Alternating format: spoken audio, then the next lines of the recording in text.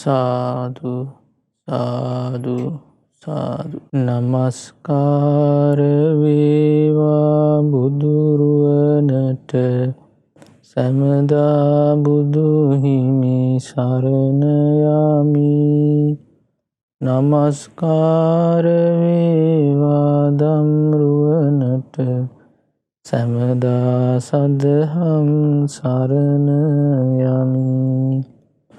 නමස්කාර වේවා සංඝරුවනට සැමදා මහා සංඝ සරණ යමි.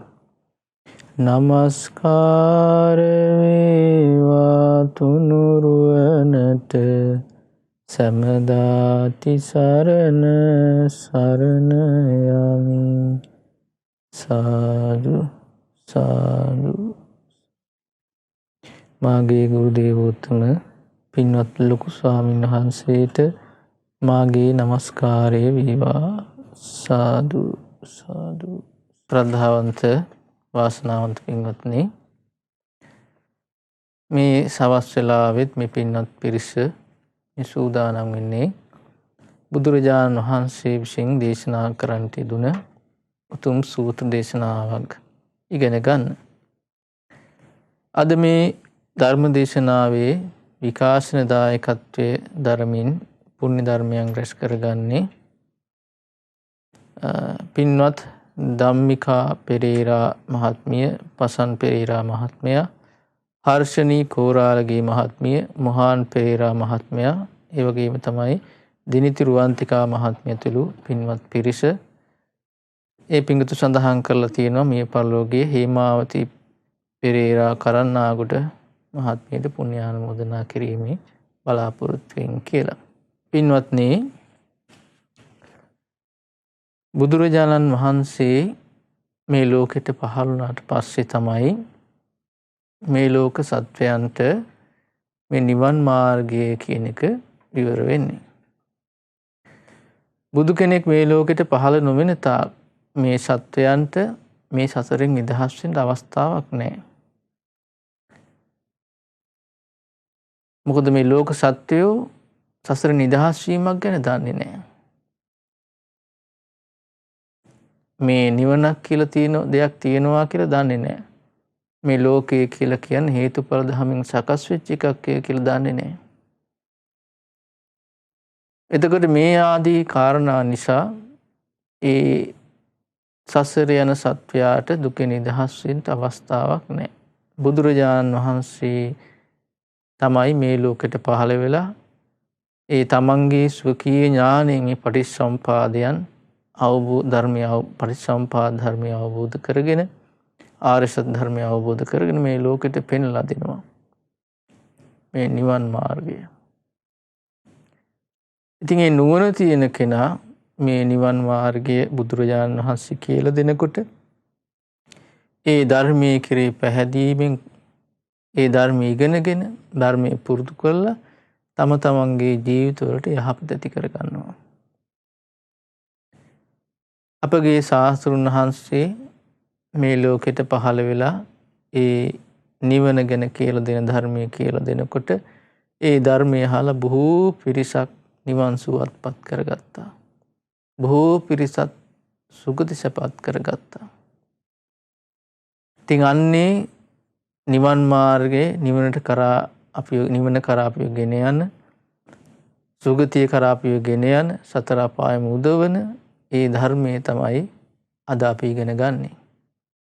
ඉතින් අද මම විශේෂයෙන්ම මේ පින්වත් පිරිසට සිහිපත් කරලා දෙන්න කල්පනා කළේ මේ ධර්මයේ තිබෙන විශේෂ කාරණයක් ගැන. ඒ තමයි පටිච්චසමුපාද ධර්මය ගැන. හේතුඵල ධම. පින්වත්නි, මේ හේතුඵල ධර්මයේ අවබෝධ නොකිරීම නිසා තමයි මේ තා කාලයක් මේ සසරේ දුක් විඳමින් ආවේ. දැන් ඒක අවස්ථාවක ආනන්ද ස්වාමීන් වහන්සේ බුදුරජාණන් වහන්සේට ඉදිරියේ කියා හිටින බුදුරජාණන් වහන්සේ ඉදිරියේ කියා හිටිනවා, ස්වාමීනි භාග්‍යතුන් වහන්සේ මේ පටිච්චසමුපාද ධර්මයේ කියලා කියන්නේ අවබෝධ කරගන්න අමාරු එකක් නෙමෙයි. මට හොඳට ඒක වැටහෙනවා. එතකොට බුදුරජාණන් වහන්සේ වෙලාවේ ආනන්ද සාන්නහසට කියනවා පින්වත් ආනන්ද එහෙම කියන්න එපා. මා හේවං ආනන්ද. මා හේවං ආනන්ද. පින්වත් ආනන්ද මෙහෙම කියන්න එපා. මේ පටිච්චසමුපාදය කියලා කියන්නේ හරි ගැඹුරු එකක්. ගම්භීර අර්ථ තියෙන්නේ. මේක අවබෝධ කරගන්න හරි අමාරුයි. දකින්න අමාරු එකක්. ඉතින් මෙන්න මේ නුවණ තියෙන කෙනෙකුට විතරයි මේක අවබෝධ කරගන්න පුළුවන්. ඉතින් මේ පටිච්චසමුපාදය අවබෝධ කරගන්න බැරි වෙච්ච නිසා තමයි මේ සත්‍යය මේ දුක් විඳමින් මේ සසර යන්නේ කියලා. එතකොට අපි තේරුම් ගන්න ඕනේ මෙන්න මේ හේතුඵල ධර්මය අවබෝධ නොකිරීම නිසා තමයි අපිත් මේ දුක් විඳගෙන යන්නේ. වෙන දෙයක් නොකිරීම නිසා නෙවෙයි. දැන් අපේ ජීවිතේ දුක් කරදර පීඩා එනකොට අපිට ඒක විසඳ ගන්න විසඳුම හැටියට අපි තෝරගන්න එක එක දේවල්. හැබැයි කවදාවත් මේ ප්‍රශ්න යටපත් වුණා මිසක් හරියට විසඳුන්නේ නැහැ. ආයෙමත් උඩු දුවමින් එනවා ඒක. හේතුව තමයි මේ ප්‍රශ්න වලින් නිදහස් වීම පිණිස ඒ කරදර වලින් නිදහස් වීම පිණිස තිබෙන්නා වූ එකම විසඳුම කරා අපි ගියේ නැහැ. කියන්නේ මේ හේතුඵල ධම අවබෝධ නොකිරීම. අවබෝධ කිරීම. ඒ අවබෝධ නොකිරීම නිසා තමයි මේ දුක් කරදර තියෙන්නේ. ඉතින් බුදුරජාණන් වහන්සේ මේ හේතුඵල ධර්මය අවබෝධ කරලා පටිච්චසමුප්පාද ධර්මය අවබෝධ කරලා අපිට කියලා දෙනවා. මෙන්න මේකයි මේ ජීවිතේ යථාර්ථය. මේ ජීවිතේ ප්‍රශ්න හටගන්නේ මේ නිසා. මේ ජීවිතයේ ඒ ප්‍රශ්න වලින් නිදහස් යන්නේ මෙන්න මේ නිසා කියලා. ඉතින් මේ ධර්මයේ හොඳට ඉගෙනගෙන මේ ධර්මය අවබෝධ කරගන්න කල්පනා කරන්න ඕන අපි. යම් දවසක අපි මේ ධර්මය අවබෝධ කරනවද අපිටත් පුළුවන් මේ ජීවිතයේ තියෙන ප්‍රශ්න වලින් නිදහස් වෙලා සූපත් වූ සුන්දර ජීවිතයක් කරා යන්න. ඉතින් මේ පටිච්චසමුපාදය ගැන කියවෙන බුදු දේශනා රාශියක් තියෙනවා සංයුත්ත නිකායේ අභිසමය සංයුත්තේ. ඉතින් අද අපි ඉගෙන ගන්නේ මේ අභිසමය සංයුත්තේට අයිති දේශනාවක් විභංග සූත්‍රයේ පටිච්චසමුපාදය ගැන විස්තර වශයෙන් අදාළ දේශනාවක්. මේ දේශනාවේ බුදුරජාණන් වහන්සේ විස්තර කරනවා සවැත් නුවර ඉඳලා මේ දේශනාව කරන්නේ. බුදුරජාණන් දේශනා කරන බලන්න පටිච්චසමුපාදං වූ භික්ඛවේ දේසිස්සාමි විභජිස්සාමි. පින්වත් මහණෙනි මම ඔබට පටිච්චසමුපාදය ගැන දේශනා කරන්නම්. ඒ වගේ මේක බෙදා වෙන් කර දක්වන්නම්. තන් සුනාත හොඳට අහගන්න. සාදුකං මනසිකරෝත හොඳට නුවණින් මෙනෙහි කරන්නට. බාසිස්සාමි මං කියලා දෙන්නම් ඒ ගැන. එතකොට ස්වාමීන් වහන්සේලා එහෙමයි භාග්‍යතුන් වහන්සේ කියලා අසා සිටියා. එතකොට තමයි බුදුරජාණන් වහන්සේ මේ දේශනාව කරන්නේ. බුදුරජාණන් දේශනා කරනවා කතමෝච භික්ඛවේ පටිච්චසමුපාදෝ. පින්වත් මහණෙනි මේ පටිච්චසමුපාදය කියලා කියන්නේ මොකද්ද? ඔන්න බුදුරජාණන් දේශනා කරනවා පටිච්චසමුපාදය ගැන. මොකද්ද? අවිජ්ජා පච්චයා භික්ඛවේ සංඛාරා. පින්වත් මහණෙනි මේ අවිද්‍යාව නිසා සංස්කාර හටගන්නවා. සංඛාර පච්චයා විඥාන. මේ සංඛාර නිසා විඥානෙ හටගන්නවා. විඥාන පච්චයා නාම රූපං. විඥාන නිසා නාම රූප හටගන්නවා. නාම රූප පච්චයා සලආයතනං. නාම රූප නිසා ආයතන හටගන්නවා. සලආයතන පච්චයා පස්සෝ. මේ ආයතන හය නිසා ස්පර්ශය හටගන්නවා. පස්ස පච්චයා වේදනා. ස්පර්ශ නිසා වේදනාව හටගන්නවා. වේදනා පච්චයා තණ්හා. මේ විඳීම නිසා තණ්හාව හටගන්නවා. තණ්හා පච්චයා උපාදානං. තණ්හාව නිසා බැඳිලා යනවා. උපාදාන පච්චයා භව. බැඳී යාම නිසා විපාක පිණිස කර්ම සකස් වෙනවා. භව පච්චයා ජාති. කර්ම සකස් වීම නිසා ඉපදීමක් ඇති වෙනවා. ජාති පච්චයා ජරා මරණං ශෝක පරිදේව දුක්ඛ දෝමනස් උපායාසා සම්භවಂತಿ. ඉපදීම නිසා ජරාවට පත්වීම, මරණය, ශෝක වීම, හඬාවල් වීම, කායික මානසික දුක් දුම්නස්, සුසුම් හෙලීම් ආදී හට ගන්නවා. ඒව මේ තස්ස කේවලස්ස දුක්ඛක්ඛන්දස්ස සමුදය හෝති. පින්වත් මහණෙනි, මෙන්න මේ විදිහට තමයි මේ දුක් රැසීම හට ගැනීම සිද්ධ වෙන්නේ කියනවා. බලන්න බුදුරජාණන් වහන්සේගේ අවබෝධය. උන්වහන්සේ අවබෝධයෙන් දේශනා කළා දුක හටගන්නේ මේ විදිහටයි කියලා. අවබෝධ කළා. අවබෝධ කරලා අපිට පෙන්ලා දුන්න මේක. බුදුරජාණන් සරණ ගිය ශ්‍රාවකයෝ හැටියට එයා පිළිගන්නවා ඒක. සැක කරන්නේ. දුක හටගන්නේ මේ විදිහටයි. දුක හටගන්නේ මේ විදිහටයි කියලා. ඊට පස්සේ බුදුරජාණන් වහන්සේ මේ එක එක කාරණේ ගැන විස්තර කරලා පෙන්නනවා. මොකද්ද? කතමංච වික්ඛවේ ජරා මරණ. මේ ජරා මරණ කියලා කියන්නේ මොකද්ද? බුදුරජාණන් වහන්සේ ඉස්සල්ලාම ජරාව කියන්නේ මොකද්ද කියලා විස්තර කරනවා. කොහොමද? යා තේසං සත්තානං තම්මි තම්මි සත්තනිකායේ.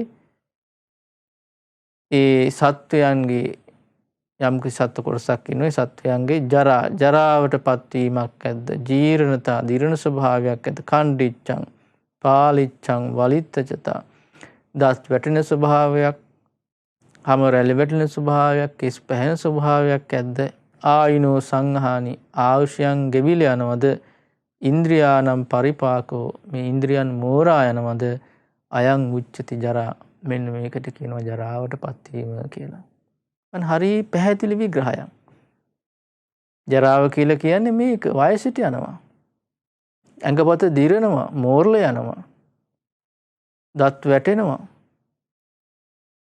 අම රැලි වැටෙනවා, කෙස් පැහෙනවා, කොන්ද කුදු වෙනවා. මේ ජරාවේ ලක්ෂණ මේක මේ ජීවිතේ දකින්න තියෙන එකක් කියනවා.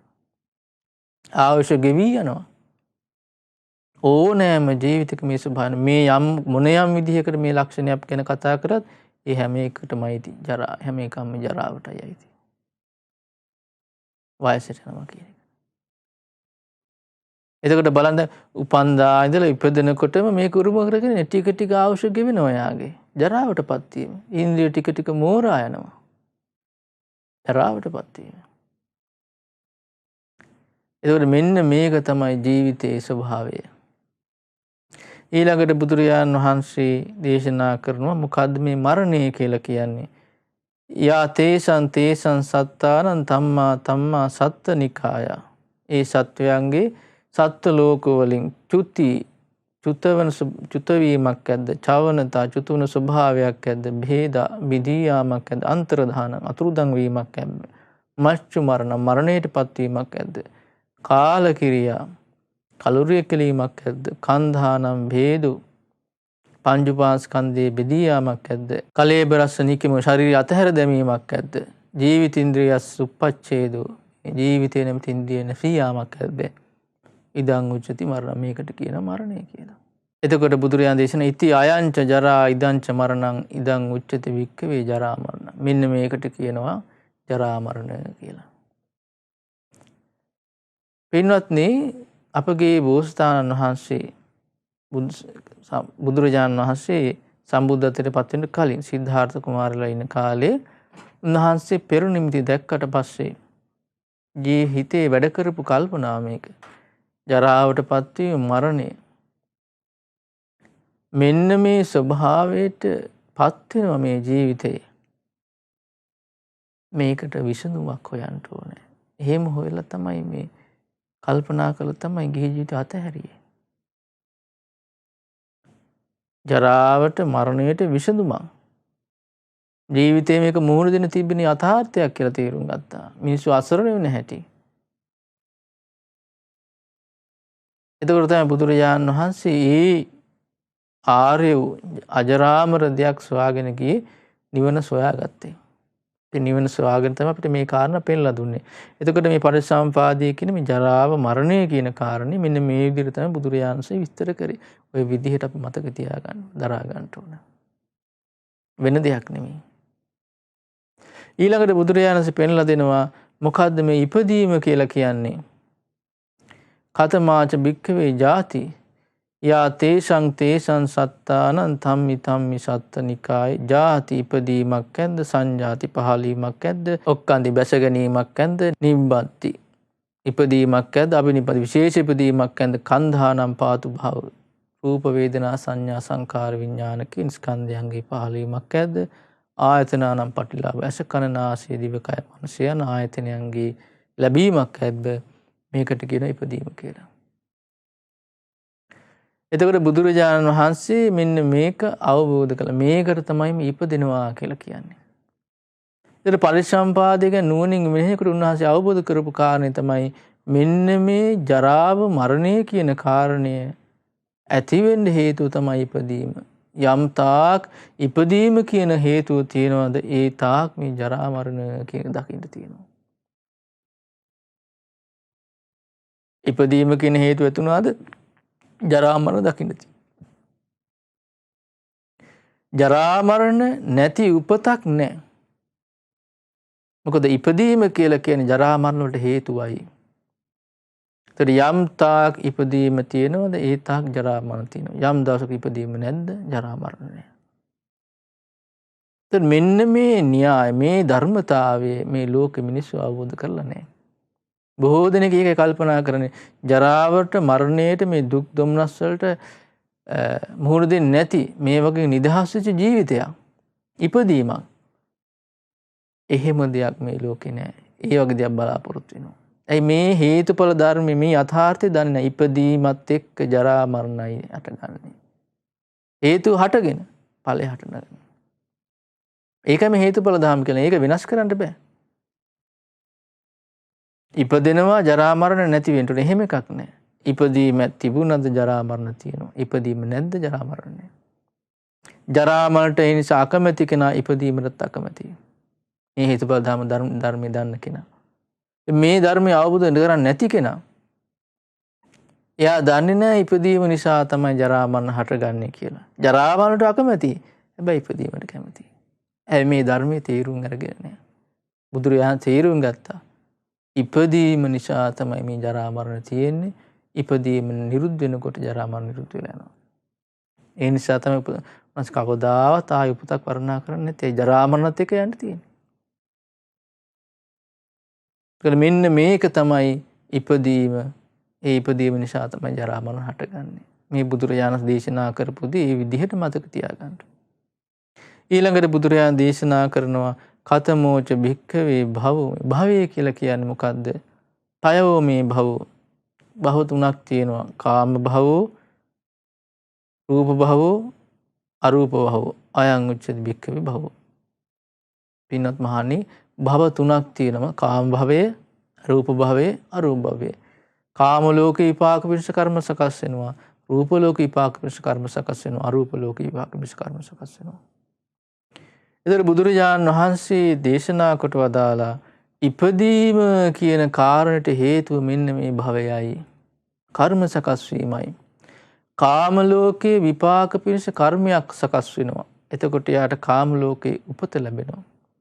අරූප ලෝකේ විපාක පිණිස කර්ම සකස් වෙනවා. අරූප ලෝකේ උපතක් සකස් වෙනවා. රූප ලෝකේ විපාක පිණිස කර්ම සකස් වෙනවා. රූප ලෝකේ උපතක් සකස් වෙනවා. එතකොට බුදුරජාණන් අවබෝධ කළා භවයේ යම් තාක් ඇද්ද ඉපදීම ඇත. භවය නිරුද්ධ වෙනවද? ඉපදීම නිරුද්ධ වෙනවා.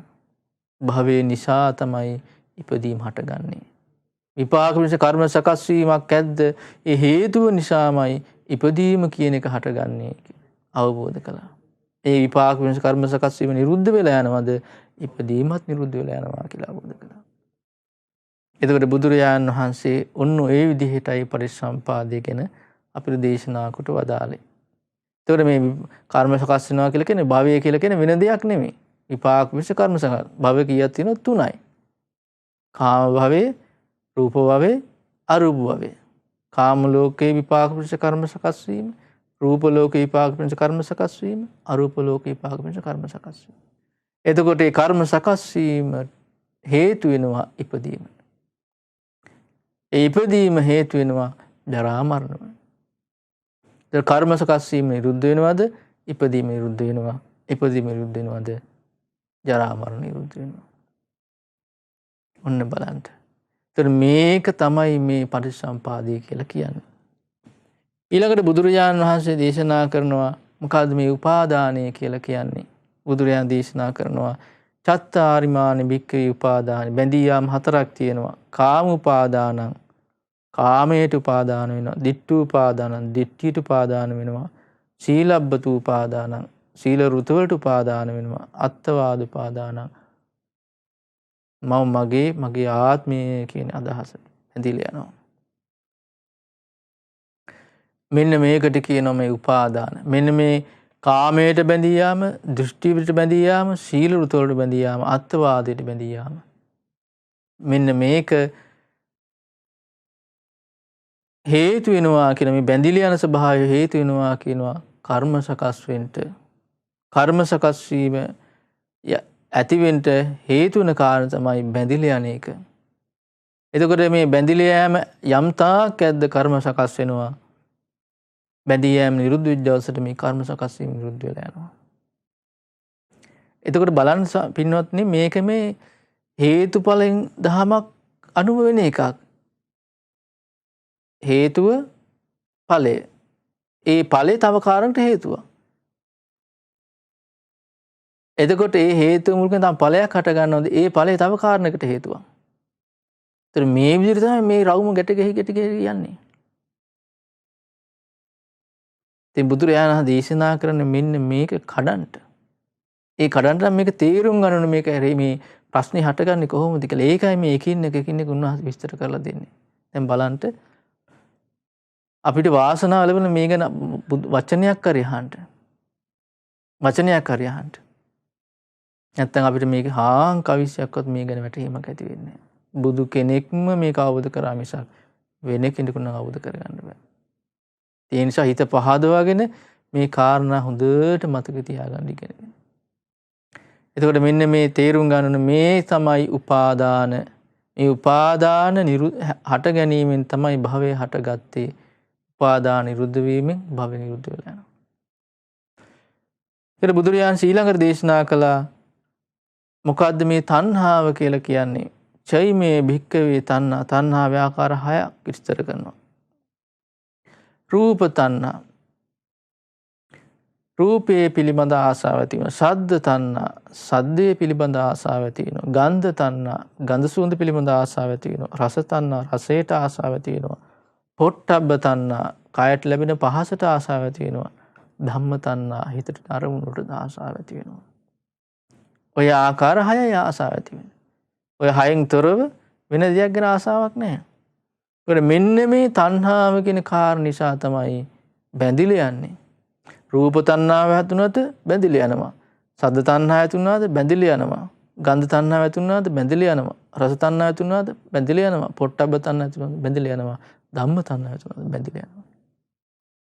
කර්ම සකස් වෙනවා ඊට පස්සේ.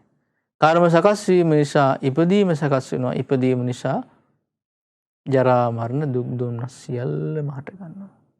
දැන් මේකින් එකට බැඳිලා යනවා මේ. බලන්න මේ ප්‍රශ්නේ. ඒතර බුදුරජාණන් වහන්සේ අවබෝධ කළා මෙන්න මේ තණ්හාව නිසා තමයි බැඳිලා යන්නේ. තණ්හා නිරුද්ධ වීමෙන් බැඳිලා යාම නිරුද්ධ වෙනවා කියලා. ඒතර මේ තණ්හාව කියලා කියන්නේ මෙන්න මේ ඇස කන නාසය දිව කය මනස කියන මේ ආයතන 6 මුල් කරගෙන ඇති වෙන තණ්හා. රූප ශබ්ද ගන්ධ රස පහස අරමුණු කෙරෙහි. ඊට පස්සේ බුදුරජාණන් වහන්සේ දේශනා කරනවා මේ තණ්හාව හටගන්න හේතුව මොකක්ද ගැන. ඒ තමයි විඳීම. වේදනාව ගැන බුදුරජාණන් කරපු විස්තරය මොකද්ද? චෛමේ භික්ඛවේ වේදනා ඇති වෙන ආකාර 6ක් විස්තර වෙනවා. මොකද්ද? චක්කු සම්පස්සජා වේදනා. ඇසේ ස්පර්ශයෙන් වේදනාව හට ගන්නවා. සෝත සම්පස්සජා වේදනා. කනේ ස්පර්ශයෙන් වේදනාව හට ගන්නවා. ගාහන සම්පස්සජා වේදනා. නාසයේ ස්පර්ශයෙන් වේදනාව හට ගන්නවා. જીවහා සම්පස්සජා වේදනා. දිවේ ස්පර්ශයෙන් වේදනාව හට ගන්නවා. කාය සම්පස්සජා වේදනා. කාය ස්පර්ශයෙන් වේදනාව හට ගන්නවා. මනෝ සම්පස්සජා වේදනා. මනසේ ස්පර්ශයෙන් වේදනාව හට ගන්නවා. එතකොට මෙන්න මේකට කියනවා අයං උච්චති භික්ඛවේ වේදනා. මේකට කියනවා වේදනාව විඳීම කියලා. එතකොට යමක් විඳිනවද ඒ දේ මුල් කරගෙන තමයි ආසාවට ගන්නෙ. තණ්හාවට ගන්නෙ. තණ්හා හට ගන්නකොට බැඳිලා යනවා. බැඳිලා යනකොට කර්ම සකස් වෙනවා. කර්ම සකස් වෙනකොට ඉපදෙනවා. ඉපදී මුල් කරගෙන ජරා මරණ දුක් දුන්න සුසුම් මිලීම් සියලුම දුක් හට ගන්නවා. බුදුරජාණන් වහන්සේ දේශනා කළ පටිච්චසමුප්පාදය. ඊළඟට බුදුරජාණන් වහන්සේ දේශනා කරනවා මොකද්ද මේ ස්පර්ශය ගැන. ස්පර්ශය තමයි කියන වේදනාව හටගන්න හේතු වෙන කාරණේ. විදීම හටගන්න හේතු වෙන කාරණේ. මොකද්ද? චෛමේ භික්ඛවේ පස්සකාය මේ ස්පර්ශ ඇති වෙන කාරණා හයක් තියෙනවා. මොනවද? චක්කු සම්පස්සෝ, සෝත සම්පස්සෝ, ගාන සම්පස්සෝ, જીවහා සම්පස්සෝ, කාය සම්පස්සෝ, මනෝ සම්පස්සෝ. ඇසේ ස්පර්ශය හට ගන්නවා, කනේ ස්පර්ශය හට ගන්නවා, නාසයේ ස්පර්ශය හට ගන්නවා, දිවේ ස්පර්ශය තියෙනවා, කයේ ස්පර්ශය තියෙනවා, මනසේ ස්පර්ශය. මේ ආයතන හය මුල් කරගෙන මේ ස්පර්ශය හට ගන්නවා. ඒතර ඇසේ ස්පර්ශය හට ගැනීමෙන් විදීම හට ගන්නවා. කනේ ස්පර්ශයෙන් විදීම හට ගන්නවා. නාසයේ ස්පර්ශයෙන් විදීම හට ගන්නවා. දිවේ ස්පර්ශයෙන් විදීම හට ගන්නවා. කයේ ස්පර්ශයෙන් විදීම හට ගන්නවා. මනසේ ස්පර්ශයෙන් විදීම හට ගන්නවා. එතකොට මේ ස්පර්ශය නිසා තමයි විදීම හටගන්නේ. ස්පර්ශ නිරුද්ධ වීමෙන් වේදනාව නිරුද්ධ වෙලා යනවා. ඊළඟට බුදුරජාණන් දේශනා කරනවා මේ ස්පර්ශ හටගන්න හේතු වෙච්ච කාරණේ ගැන, ආයතන ගැන, සලායතන. මොනවද මේ ආයතන? චක්කායතනං, සෝතායතනං, ගානායතනං, જીවආයතනං, කායායතනං, මනායතනං. ස්පර්ශය හටගන්න කාරණා ස්පර්ශය හටගන්න හේතුණු කාරණා තමයි මේ ආයතන හය. මොකද්ද? ඇස, කන, නාසය, දිව, කය, මනස. මේ ආයතන හය මුල් කරගෙන තමයි ස්පර්ශය හටගන්නේ. ආයතනයක් නැද්ද ස්පර්ශයක් ගැන කතාවක් නැත. යම් තැනක ආයතනයක් තියෙනවද එතන ස්පර්ශය ගැන කතාවක් තියෙනවා. ස්පර්ශ නැති වෙන්නේ ආයතන නැතිවීමෙන්. ඇස, කන, නාසය, දිව, කය, මනස කියන ආයතන යම් තාක් ඇද්ද ඒ තාක් ඇසේ ස්පර්ශය, කනේ ස්පර්ශය, නාසයේ ස්පර්ශය, දිවේ ස්පර්ශය, කයේ ස්පර්ශය, මනසේ ස්පර්ශය. මේ ස්පර්ශය හට ගන්නවා. ස්පර්ශය යම් තාක් ඇද්ද විදීම හට ගන්නවා. විදීම යම් තාක් ඇද්ද තණ්හාව හට ගන්නවා. තණ්හා මුල් කරගෙන බැඳිලා යනවා. බැඳෙනකොට කර්ම සකස් වෙනවා. කර්ම සකස් වෙනකොට ඉපදෙනවා. ඉපදී මුල් කරගෙන ජරා මරණ දුක් දුන්න සුසුම් මිලින් සියල්ලම හට ගන්නවා. මේකයි මේ දුක හට ගන්න වැඩ පිළිවෙල. ඊළඟට බලන්න පින්වත්නි බුදුරජාණන් දේශනා කරනවා මේ ආයතන හය ඇති වෙන්න හේතු වෙන කාරණේ ගැන. මොනවද? නාම රූප ගැන. මොකද්ද මේ නාම රූප කියලා කියන්නේ? වේදනා, සංඥා, චේතනා, පස්සෝ, මනසිකාරෝ ඉදං උච්චති නාමං. විඳීම, හඳුනා ගැනීම, චේතනාව, ස්පර්ශය, ඒ වගේම මනසිකාරය. මෙන්න මේ ධර්මයන්ට කියනවා නාම ධර්මයන් කියලා. චත්තාරෝච මහා භූතා චතුන්නංච මහා භූතානං උපාදාය රූපං. පඨවි ආපෝ තේජෝ වායෝ කියන සතර මහා ධාතුත් ඒ ධාතුන්ගෙන් හටගත් දේවල්. ඒ හා සම්බන්ධ දේවල් වලට කියනවා රූපය කියලා. එතකොට මෙන්න මේ නාම ධර්මයන්ගේ රූප ධර්මයන්ගේ එකතුවට කියනවා මොකද්ද? නාම රූප කියලා. එතකොට මේ නාම රූප මුල් කරගෙන තමයි ආයතනය හටගන්නේ කියලා බුදුරජාණන් අවබෝධ කළේ. ආයතනය හටගන්න හේතුව මේ නාම රූප. නාම රූප ධර්මයන් යම් තාක් ඇද්ද එතන ඇස, කන, නාසය, දිව, කය, මනස කියන ආයතන හය තියෙනවා. හට ගන්නවා. ඒක නැතුව නෙමෙයි. නාම රූප හටගෙන ආයතන හය හට නොගෙන තියෙන්නේ. නාම රූප හට ගන්නවද? ආයතනය හට ගන්නවා. ආයතන ඇති වෙනවද? ස්පර්ශය හට ගන්නවා. ස්පර්ශය හට ගන්නවද? විදීම හට ගන්නවා. විදීම හට ගන්නවද? තණ්හාව. තණ්හාව හට ගන්නවද? බැඳිලා යනවා. බැඳිලා යනකොට කර්ම සකස් වෙනවා. කර්ම සකස් වෙනකොට ඉපදෙනවා. ඉපදෙනකොට ජරා මරණ දුක් දුන්න සුසුම් මිලීම් සියල්ලම සකස් වෙනවා. මේ දේ තමයි මේ දුක හටගන්නේ. දැන් බලන්න පින්වත්නි මෙතන මේ හැම තැනකම තියෙන්නේ හේතුව ඵලය. ඒ ඵලය තව හේතුවක්. ඒ හේතු නිසා ඵලයක් හට ගන්න ඒක තව හේතුවක්. මේ විදිහට එකින් එකට සම්බන්ධයි. දැන් මේ තමාගේ වශයෙන් තමන්ට උනට කරන්න පුළුවන් දෙයක් නෙමෙයි. එහෙම පුළුවන් වුණා නම් කෙනෙකුට නවත්තන්න පුළුවන් වෙනවා.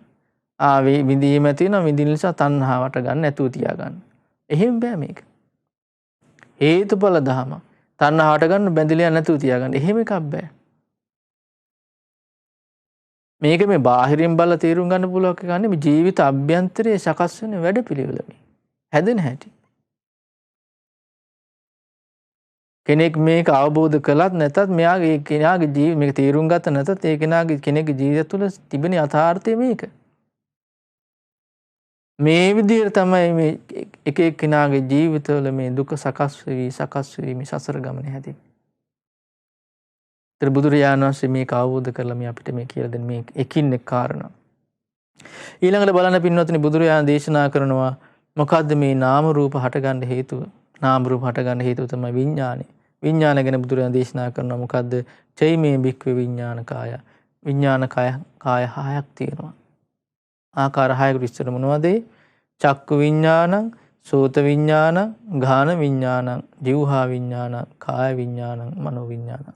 ඇසේ විඥානේ හට ගන්නවා, කනේ විඥානේ හට ගන්නවා, නාසයේ විඥානේ හට ගන්නවා, දිවේ විඥානේ හට ගන්නවා, කයේ විඥානේ හට ගන්නවා, මනසේ විඥානේ හට ගන්නවා. එතකොට මේකට කියනවා විඥානය කියලා. එතකොට ආන්ගේ විඥානේ ඇද්ද? එතන නාම රූපේ තියෙනවා. නාම රූපේ ඇද්ද? අන්න ආයතන 6. ආයතන 6 ඇද්ද? එතන තියෙනවා ස්පර්ශය. ස්පර්ශය ඇද්ද? විඳීම. විඳීම ඇද්ද? එතන තියෙනවා තණ්හාව. තණ්හාව ඇද්ද? බැඳිලා යනවා. බැඳීම ඇද්ද? කර්ම සකස් වෙනවා. කර්ම සකස් වීමක් ඇද්ද? ඉපදෙනවා. ඉපදීම ඇද්ද? අන්න ජරා මරණ දුක් දුන්න සුසුම් මිලීම් සියල්ලම හට ගන්නවා. ඒතර මෙන්න මේක තමයි දුක හැදෙන වැඩපිළිවෙල. ඊළඟට බුදුරජාණන් වහන්සේ බලන්න මේ විස්තර කරනවා මෙන්න මේ විඥානය කියන කාණට හේතුව මොකක්ද? සංස්කාර කියලා. සංස්කාර ගැන උන්වහන්සේ කරපු විස්තරය මොකද්ද? තයෝ මේ භික්ඛවේ සංඛාරා සංඛාර 3ක් තියෙන මොනවද? කාය සංඛාරා, වචී සංඛාරා, චිත්ත සංඛාරා. ඉමේ උච්චන්ති භික්ඛවේ සංඛාරා. මෙන්න මේකට කියනවා සංඛාර. කාය සංස්කාර ගැන විස්තර කරනකොට බුදුරජාණන්සේ ආස්වාස පාස්වාස විස්තර කරන්නේ. කය හා බැඳිලා පවතිනවා. වචී සංඛාර කියනවා. විතක්ක ਵਿਚාර වචනේ හා බැඳිලා පවතින. චිත්ත සංඛාර සංඥා වේදනා. මෙන්න මේ කාරණාවල ක්‍රියාකාරීත්වයක් ඇද්ද? එතන තමයි විඥාන ක්‍රියාකාරීත්වය හටගන්නේ. විඥානයේ මුල් කරගෙන නාම රූප හට ගන්නවා. නාම රූප මුල් කරගෙන ආයතන 6. ආයතන 6 මුල් කරගෙන ස්පර්ශය. ස්පර්ශ හේතුවෙන් විඳීම. විඳීම හේතුවෙන් තණ්හාව. තණ්හාව හේතුවෙන් බැඳිලා යනවා. බැඳී යාම හේතුවෙන් කර්ම සකස් වෙනවා. කර්ම සකස් වීම නිසා ඉපදෙනවා. ඉපදීම නිසා ජරා මරණ දුක් දුන්න සියල්ලම හට ගන්නවා. එතකොට මෙන්න මේක විදිහට තමයි දුක කෙනෙක්ගේ ජීවිතය තුළ හැදෙන්නේ. ඊළඟට බුදුරජාණන් දේශනා කරන මෙන්න මේ කාය සංඛාර, වචී සංඛාර, චිත්ත සංඛාර කියන මේ සංස්කාරයන්ට අයිති හේතුව ඇතිවෙන්න හේතුව මොකද්ද කියනවා? අවිද්‍යාව. අවිද්‍යාව කියලා කියන්නේ මොකද්ද? යංකෝ භික්ඛවේ දුක්ඛේ අඤ්ඤාණං. ආර්ය සත්‍ය පිළිබඳ වැටහීමක් නැද්ද? දුක්ඛ සමුදය අඤ්ඤාණං. දුක්ඛ සමුදය ආර්ය සත්‍ය පිළිබඳ වැටහීමක් නැද්ද? දුක්ඛ නිරෝධේ අඤ්ඤාණං. දුක නිරුද්ධ වීම පිළිබඳ වැටහීමක් නැද්ද? දුක්ඛ නිරෝධ ගාමිනියා පටිපදාය අඤ්ඤාණං. දුක නිරුද්ධ වෙන වැඩපිළිවෙල ගැන වැටහීමක් නැද්ද? මේකට කියනවා අවිද්‍යාව කියලා. ආර්ය සත්‍ය අවබෝධ නොකිරීම. එතකොට මෙන්න මේ අවිද්‍යාව නිසා බුදුරජාණන් වහන්සේ දේශනා කළා අවිද්‍යාව නැමැති හේතුව නිසා සංස්කාර කියන ඵලය හටගන්න. ඒ සංස්කාර කියන ඵලය කියන හේතුව නිසා විඥානය කියන ඵලය හට ගන්නවා. අන්නේ විඥානය කියන හේතුව නිසා නාම රූප කියන ඵලය හට ගන්නවා. නාම රූප කියන හේතුව නිසා ආයතන 6 කියන ඵලය හට ගන්නවා. ආයතන 6 කියන හේතුව නිසා ස්පර්ශය කියන ඵලය හට ගන්නවා. ස්පර්ශය කියන හේතුව නිසා විඳීම කියන ඵලය හට ගන්නවා. විඳීම කියන හේතුව නිසා තණ්හාව කියන ඵලය හට ගන්නවා. තණ්හාව කියන හේතුව නිසා බැඳී යාම කියන ඵලය හට ගන්නවා. බැඳී යාම කියන හේතුව නිසා කර්ම සකස් වීම කියන ඵලය හට ගන්නවා. කර්ම සකස් වීම යන හේතු නිසා. ඉපදීම කියන ඵලය හට ගන්නවා. ඉපදීම කියන ඵලය නිසා ජරා මරණ දුක් දුම්නස් සුසුම් වෙලීම මේ ආදී දුක් සියල්ල මට ගන්න. දැන් බලන්න අපිට තියෙන ප්‍රශ්නේ මොකද්ද? මෙන්න මේ දුක් ජරා මරණ දුක් දුම්නස් සුසුම් මේක තමයි ප්‍රශ්නේ තියෙන. මේක හටගන්න හේතු හොයාගෙන ගියාට පස්සේ බුදුරජාණන් අවබෝධ කළේ මොකද්ද? ආර්ය සත්‍ය අවබෝධ නොකිරීම කියන කාරණේ. ඒ හේතුව නිසා තමයි මේ දුක මේ විදිහට සකස් වෙන්නේ. ඒකට බුදුරජාණන් දේශනා කරනවා අවිජ්ජායත්තේ වශේෂ විරාග නිරෝධා සංඛාර නිරෝධෝ. අවිද්‍යාව ඉතිරි නැතුව මුළුමනින්ම නිරුද්ධ කිරීමක් ඇද්ද? ඒ කියන්නේ විද්‍යාව මුළුමනින් උපදවා ගැනීමක් ඇද්ද? අන්න සංඛාර නිරුද්ධ වෙනවා. කාය සංඛාර, වචී සංඛාර, චිත්ත සංඛාර. සංස්කාර නිරුද්ධ වීමක් ඇද්ද? විඥාන නිරුද්ධ වෙනවා. ඇසේ විඥානේ, කනේ විඥානේ, නාසයේ විඥානේ, දිවේ විඥානේ, කයේ විඥානේ, මනසේ විඥානේ කියන විඥානය නිරුද්ධ වෙනවා. ඒ විඥාන නිරුද්ධ වීමක් ඇද්ද? නාම රූප නිරුද්ධ වෙනවා. නාම රූප නිරුද්ධ වීමක් ඇද්ද? ආයතන හය නිරුද්ධ වෙනවා. ආයතන නිරුද්ධ වීමක් ඇද්ද? ස්පර්ශ නිරුද්ධ වෙනවා. ස්පර්ශ නිරුද්ධ වීමක් ඇද්ද? විදීම නිරුද්ධ වෙනවා. විදීම නිරුද්ධ වෙනවද? තණ්හා නිරුද්ධ වෙනවා. තණ්හා නිරුද්ධ වෙනවද? බැඳිලා යාම නිරුද්ධ වෙනවා. බැඳිලා යාම නිරුද්ධ වෙනවද? කර්ම සකස් වීම නිරුද්ධ වී යනවා. කර්ම සකස් වීම නිරුද්ධ වී යනවද? ඉපදීම නිරුද්ධ වෙනවා. ඉපදීම නිරුද්ධ වෙනවද? අන්න ජරා මරණ දුක් දුම්නස් සුසුම් වෙලීම නිරුද්ධ වී යනවා. එතකොට බුදුරජාණන් වහන්සේ මෙන්න මේක අවබෝධ කළා. උන්වහන්සේ හොයා ගියේ ජරා මරණ වලට විසඳුමක්. උන්වහන්සේ අවබෝධ කළා ජරා මරණ හටගන්නේ කොහොමද කියලා. ඒ ජරා මරණ හටගන්න හේතු හොයාගෙන යනකොට උන්වහන්සේ අවබෝධ කළා මොකද්ද? ආර්ය සත්‍ය අවබෝධ නොකිරීම කියන හේතුවෙන් තමයි මේ ජරා මරණ දුක් දුම්නස් ඔක්කොම හටගන්න මුල. එතකොට ආර්ය සත්‍ය අවබෝධ කළ දවසට මොකද වෙන්නේ? ඒ ජරා මරණ දුක් දුම්නස් සියල්ල නිරුද්ධ වෙලා යනවා. අන්න බුදුරජාණන් වහන්සේ බැලුවා ආර්ය සත්‍ය අවබෝධ කරගන්නට නම් මොකද්ද කරන්න ඕනේ? ආර්ය අෂ්ටාංගික මාර්ගය පුරුදු කරන්න. මේ දුක් නිරුද්ධ වෙන වැඩපිළිවෙල ආර්ය අෂ්ටාංගික මාර්ගයයි. එතකොට ආර්ය අෂ්ටාංගික මාර්ගය කෙනෙක් පුරුදු පුහුණු කරනවද? ඒ කෙනා දුක් නිරුද්ධ වෙන වැඩපිළිවෙලයි පුරුදු පුහුණු කරන්නේ.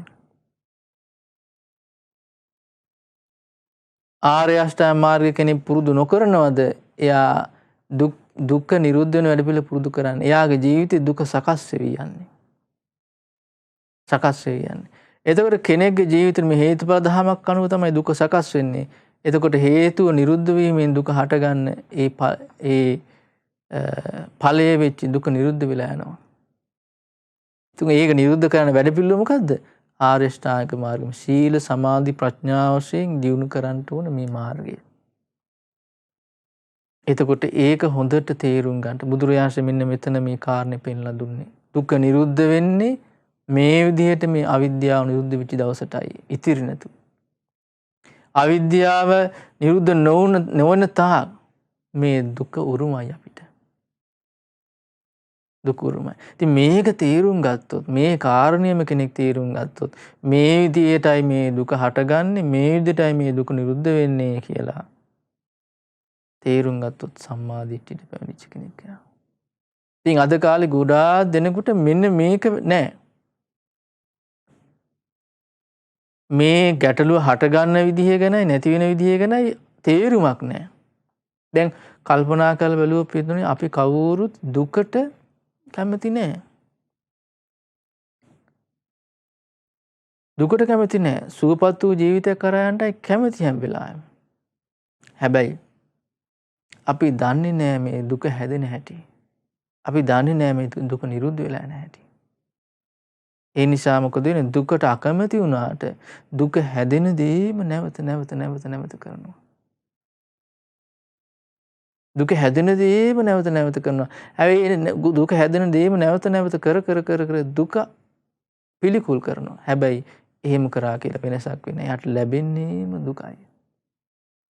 දැන් බුදුරජාණන් එකතැනක හරිය ලස්සන උපමාවක් පෙන්නනවා. බැඳිලා යන දේවල් කෙරේ ආස්වාදි දකිමින් කෙනෙක් වාසය කරනවා කියනවා. එතකොට යාගේ ජීවිතේ තණ්හාව කියන එක තමයි වැඩෙන්නේ කියනවා.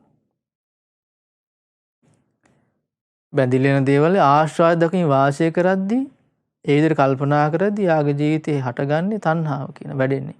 තණ්හාව උපදිනකොට බැඳිලා යනවා. බැඳිලා යනකොට කර්ම සකස් වෙනවා. කර්ම සකස් වෙනකොට ඉපදෙනවා. ඉපදෙනකොට ජරා මරණ දුක් දුන්න සියල්ලම සකස් වෙනවා. බුදුරජාණන් හරිය ලස්සන උපමාවක් පෙන්වන හරියට. ඔන්න තියෙනවා කියනවා මහා ලොකු ගිනි ගොඩක්.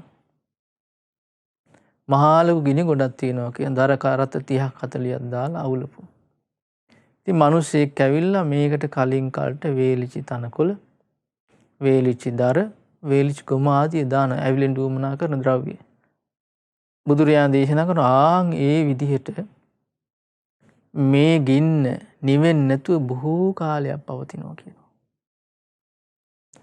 ඒ වගේ තමයි මේ සංසාරේ සත්‍යය. මේ දුක උරුම කරගෙන දුකෙන් පිච්චි මේ ගින්නේ ඇවිලි ඉන්නවා.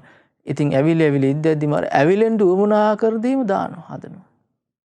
ගින්නට උවමනා කරන හේතු සකස් කරනවා. මොකක්ද හේතුව? බැඳිලා යන දේවල් කෙරේ ආශ්‍රාදයේ දකින් වාසය කිරීම.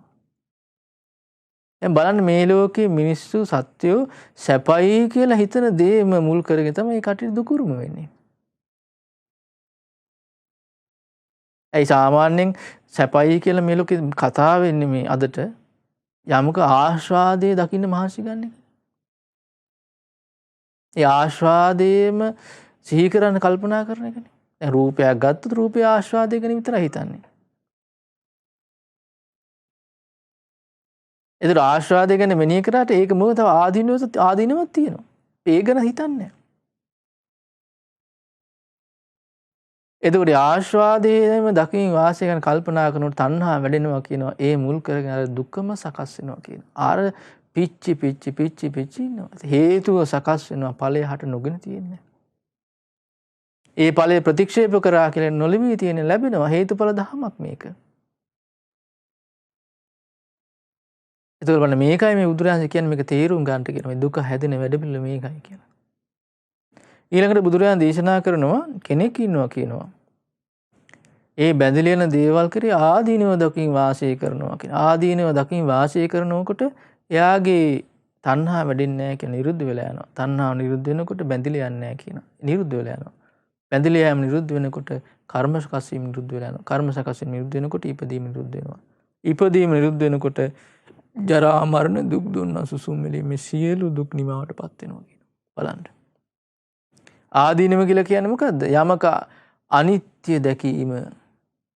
රූපයක් ගත් රූපේ ආදීනව සිහි කරන මේක අනිත්‍ය දෙයක් නේද කියලා තේරුම් ගන්න.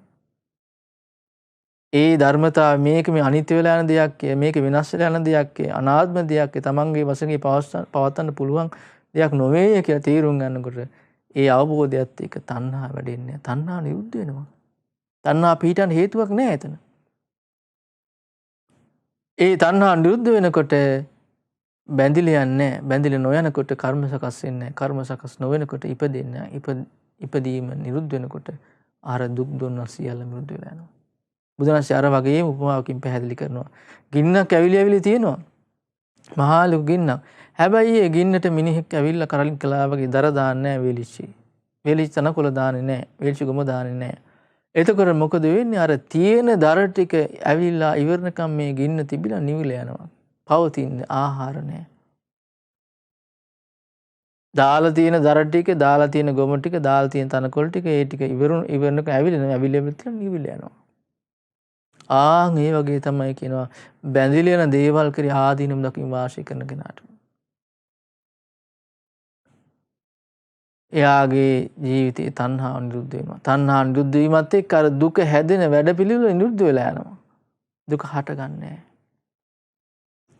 ඔන්න ඕකයි මේ ජීවිතයේ ඇත්ත. එහෙනම් සැපසේ ඉන්න කැමති කෙනා කල යුත්තේ පින්වත්නි මේ ධර්මය අවබෝධ කර ගැනීම.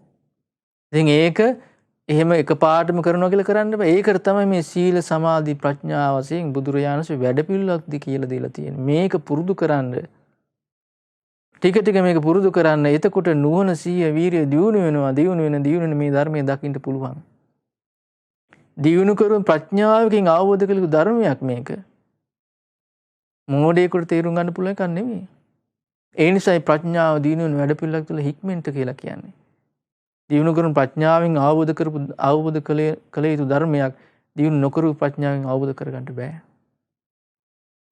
ඒ නිසා ප්‍රඥාව දියුණු වෙන වැඩපිළිවෙලක් තුළ අපි හික්මෙන්ට ඕන. ඒ වැඩපිළිවෙල තමයි මේ ආරෂ්ඨාංග මාර්ගය කියලා කියන්නේ. කල්යාණ මිත්‍ර ඇසුර ඉඳගෙන සීල් ගුණ දම් වඩමින් ශේක බල ධර්මයන් දියුණු කරමින් මේ ගමන යන්න ඕන. ඉතින් වැදගත් වෙන්නේ පින්නතුනේ මේක තමයි විසඳුම කියලා අපිට තියෙන විශ්වාසය. ඒකට කියන ශ්‍රද්ධාව. මේ ධර්මයේ තමයි අපිට මේ විසඳුම තියෙන්නේ. බුදුරජාණන් වහන්සේ තමයි ඒක අවබෝධ කළේ. ඒ බුදුරජාණන් වහන්සේගේ අවබෝධය පිළි අරගෙන ඒ ධර්ම ඉගෙනගෙන කටයුතු කරපු ශ්‍රාවකයෝ දුක නිදහස් වුණා.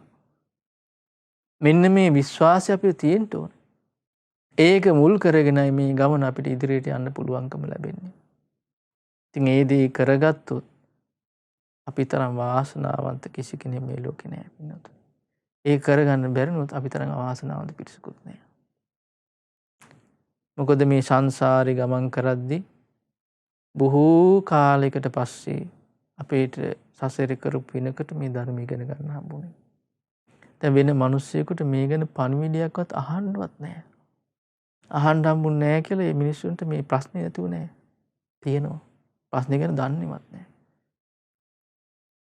විසඳුමක් කරා කොහෙන් යන්නද?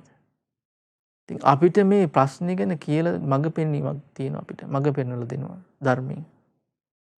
එහෙනම් විසඳුමක් කරා අපිට යන්න අවස්ථාව තියෙනවා. ඒ නිසා ඒ විසඳුම කරා යන්න අපි මහන්සි ගන්න ඕනේ. ඒකටයි මේ බුදුරජාණන් වහන්සේ අපිට මේ ධර්මය පෙන්වා දුන්නේ. උන්වහන්සේ මේ දුකෙන් නිදහස් වුණා. ඒ රහතන් වහන්සේලා මේ දුකෙන් නිදහස් වුණා. ඉතින් අපි මේ ධර්මය අවබෝධ නොකරපු නිසා අපි තාමත් සංසාරේ. ඉතින් මේ ධර්මය අවබෝධ කරගන්නට අපිට අද අවස්ථාව තියෙනවා. මේ ධර්මය ඉගෙනගෙන පුරුදු පුහුණු කරගෙන. ඉතින් ඒ සඳහා අපි උත්සාහවත් වෙන්න ඕන. ඉතින් මේ පින්වත් සියලු දෙනාටම බොහෝමත්ම මෙසිතින් සිත පතනවා මේ බුදුරජාණන් වහන්සේ විසින් අවබෝධ කරපු විශේෂයෙන් මේ පටිච්චසමුප්පාද ධර්මයන් ගැන ඉගෙනගෙන ඒ සීල සමාධි ප්‍රඥාදී ඒ සීල සමාධි ප්‍රඥා යුක්ත ආරෂ්ඨාංග මාර්ගය පුරුදු පුහුණු කරලා මේ ධර්මය අවබෝධ කරගෙන දුක නිදහස් වෙන්න මේ පින්වත් සියලු දෙනාටම වාසනාව ලැබේවා. පින්වත්නි අද මේ ධර්ම දේශනාව සිදු කිරීමෙන් රැස් කරන්ට දුණු සියලු පුණ්‍ය ධර්මයන් සියලු දෙවියන්ට අනුමෝදන් කරමු. අනුමෝදන් වේවා. පින් අනුමෝදන් වුණ දෙවියෝ චතුරාර්ය සත්‍ය ධර්මය අවබෝධ කර ගනිත්වා. ඒ වගේම කල්යාණ මිත්‍ර පින්වත් ලොකු ස්වාමීන් වහන්සේට පුණ්‍යානුමෝදනා වේවා. පින්වත් ලොකු ස්වාමීන් වහන්සේටත් ආර්ය සත්‍ය අවබෝධ කරගන්න වාසනාව උදා වේවා. ඒ වගේ විශේෂයෙන්ම දෙහිවල කරගම්පිටිය ප්‍රදේශයේ පදිංචිව සිට වසර 89ක් ආයු වළඳා 2021 මාර්තු මාස 8 වන දින මිය පරලොව ගිය විශ්‍රාමලත් පාඨශාලාචාර්යනී ලත්පඬුරගේ හේමාවති පෙරේරා කරන්නාගොඩ මහත්මියට පුණ්‍යානුමෝදනා වේවා. ඒ වගේම මිය පරලොව ගිය කරන්නාගොඩ අප්පුහාමිලාගේ රාජා විල්ෆ්‍රඩ් හේමපාල කරන්නාගොඩ මහත්මයාට උස්ලියනගේ එඩ්වඩ් ජෝසප් පෙරේරා මහත්මයාට ලත්පඬුරගේ ප්‍රේමාවති පෙරේරා මහත්මියට ලක්පඬුරගේ ජයවංශ පෙරේරා මහත්මයා ඇතුළු සියලුම මිය පරලොවගේ ඥාතීන්ට පුණ්‍යානුමෝදනා වේවා. ඒ දායකත්වයේ දරපු සියලු දෙනා නමින් මිය පරලොවගේ සියලු ඥාතීන්ට පුණ්‍යානුමෝදනා වේවා. මේ පුණ්‍යානුභාව බලෙන් මේ සියලු දෙනාගේ පරලොව ජීවිත සුඛී සුවපත් භාවයට පත් වේවා. ආර්ය සත්‍ය අවබෝධ කරගන්න වාසනාව උදා වේවා. ඒ වගේම ඒ දායකත්වයේ දරපු පින්වත් සියලු දෙනාගේ පවුල්වල සුජීවත්ව සිටින සියලුම ඥාති මිත්‍රාදීන්ට පුණ්‍යානුමෝදනා වේවා. ඒ දායකත්වයේ දරපු ඒ පින්වත් ධම්මිකා පෙරේරා මහත්මිය, පසන් පෙරේරා මහත්මයා, හර්ෂණී කෝරාලගේ මහත්මිය, මොහාන් පෙරේරා මහත්මයා, දිනි තිරුවන්තිකා මහත්මිය ඇතුළු සෑම සියලු දෙනාටම පුණ්‍යානුමෝදනා වේවා. ඒ සඳහා උපකාර කරපු සියලු දෙනාට පුණ්‍යානුමෝදනා වේවා. උතුම් චතුරාර්ය සත්‍ය ධර්මය අවබෝධ කරගන්න වාසනාව උදා වේවා. ඒ වගේම කොරෝනා වසංගත හේතුවෙන් රෝගාතුරව සිටින ලංකා වාසී ලෝක වාසී සියලු දෙනාටම පුණ්‍යානුමෝදනා වේවා. ඒ සියලු දෙනාටම නිදුක් නිරෝගී සුවපත් භාවය සැලසේවා. මහමෙවුනා වාසී සියලුම පින්වත් ස්වාමීන් වහන්සේලාටත් ලෝවාසී සියලු පින්වත් ස්වාමීන් වහන්සේලාට අනගාരിക මෑණියන් වහන්සේලාට ඒ වගේම පැවිදි අපේක්ෂක අනගාരിക දූ දරුවන්ට පුණ්‍යානුමෝදනා වේවා. ආර්ය සත්‍ය අවබෝධ කරගන්න වාසනාව උදා වේවා. ඒ වගේම ශ්‍රද්ධා රූප වාහිනියේ කාර්ය මණ්ඩලයේ සියලුම පින්තුන්ට ශ්‍රද්ධා මාසික ධර්ම දාන සමාජිකාවන්ට පුණ්‍යානුමෝදනා වේවා. අද දවසේ ධර්ම දේශනාව සඳහා සම්බන්ධ වුණු මේ පින්වත් සියලු දෙනාටම පුණ්‍යානුමෝදනා වේවා. සියලු දෙනාට මේ පුණ්‍යානුභාව බලෙන් සියලු යහපත සැලසේවා. උතුම් චතුරාර්ය සත්‍ය ධර්මය අවබෝධ කරගන්න වාසනාව උදා වේවා. හැම දිනාටම තෙරුවන් සරණයි. නමෝ බුද්ධාය. මෙවැනි වටිනා ධර්ම දේශනා ශ්‍රවණය කිරීමට ශ්‍රද්ධා ඩේලි YouTube චැනලය සබ්ස්ක්‍රයිබ් කරන්න.